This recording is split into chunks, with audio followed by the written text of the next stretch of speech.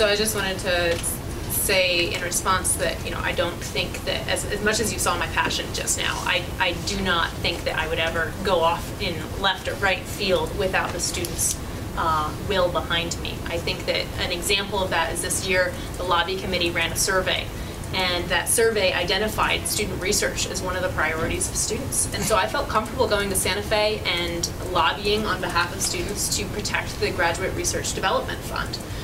But I only felt comfortable doing that because there were 138 people who said that that was one of their top 3 priorities. So as president, I would absolutely be touching in with the networks, touching in with the team, and asking students at large, what are your priorities? If there are 15 seconds left, I want to yield them to Christopher because he looked like he knew something about the international driver's license issue. Okay, yeah. Can I do that? Sure. Do you want to say you raised your hand at one point? I did. I just want to make clear we have undocumented students at this university that are, by law, 2005 Senate Bill 582, allowed to attend school and get in-state tuition and funding, which is some things that the university is actually doing illegally. So there are graduate students that are here without Social Security numbers that law would have impacted.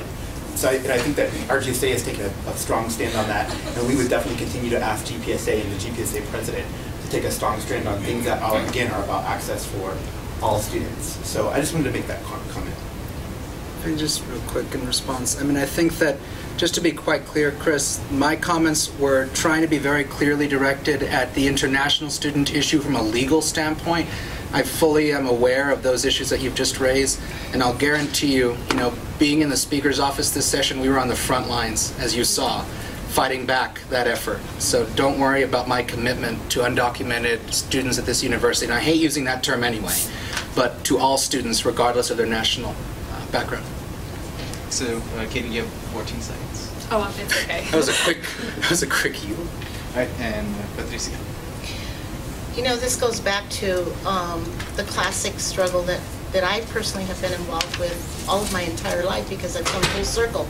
I started off as a student dealing with these very issues during the anti-war movement, during the civil rights movement, struggling with the issues as just how far do you go.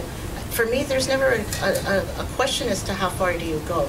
We all are citizens. We're all consumers. We're all part of one community.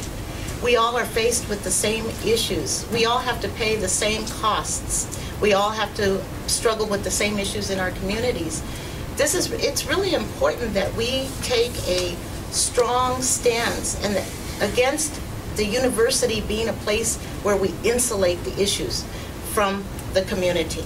If there's labor issues on campus, then those are labor issues that are going to carry over and they continue in the community. Labor issues in the community have an effect on campus. The issue of undocumented, that's not even an issue. That's something that's part of our community. We're all part of one community. That goes by really fast. How did we end up having less time? I'm just kidding. For rebuttals?